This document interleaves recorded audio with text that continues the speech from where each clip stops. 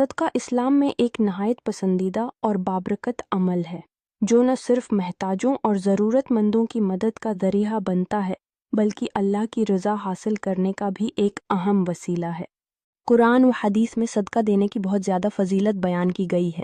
صدقہ کی اقسام میں صدقہ واجبہ، فرض یا لازم صدقہ شامل ہے، جیسے زکوٰۃ جو ہر صاحبی نصاب مسلمان پر فرض ہے، فدیہ، کفارہ اور نذر بھی صدقہ واجبہ کی اقسام ہیں جو مخصوص حالات میں دینا لازم ہوتا ہے۔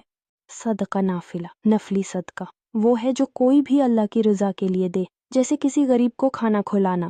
یہ بھی شامل ہے مسجد میں عطیہ دینا یا کسی بیمار کی مدد کرنا۔ یہ تمام اعمال صدقہ دینے کے مختلف طریقے ہیں جو نہ صرف اللہ کی رضا حاصل کرنے کا ذریعہ ہیں بلکہ معاشرتی بہتری میں بھی اہم کردار ادا کرتے ہیں۔ صدقہ دینے کے یہ عمل معاشرہ میں محبت، تعاون اور ہمدردی کو فروغ دیتے ہیں۔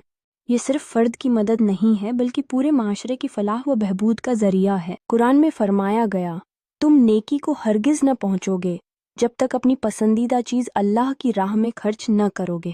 سورہ آل عمران 92۔ حدیث میں آتا ہے، صدقہ بلاؤں کو ٹالتا ہے اور عمر میں برکت دیتا ہے۔ 13 صدقہ کن چیزوں سے دیا جا سکتا ہے؟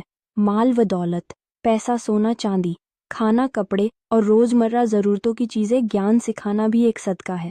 اچھی بات کرنا اور کسی کو خوش کرنا بھی صدقہ ہے۔ صدقہ جاریہ کیا ہے؟ ایسا صدقہ جو مرنے کے بعد بھی جاری رہے، جیسے کنواں کھدوانا، مسجد یا مدرسہ تعمیر کروانا، پیڑ لگانا، کسی کو دین سکھانا۔ صدقہ اللہ کی رجا، گناہوں کی معافی اور آخرت میں کامیابی کا بہترین ذریعہ ہے۔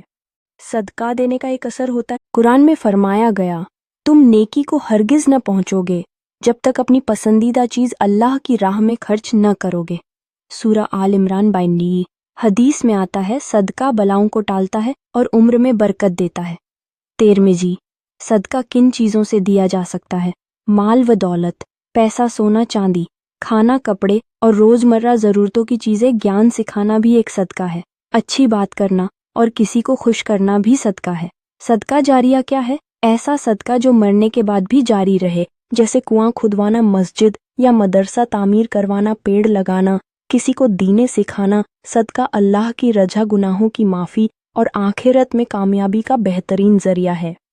صدقہ دینے کا ایک اثر ہوتا ہے، جیسے مالی حالت میں سدھار اور سماج میں خوشحالی۔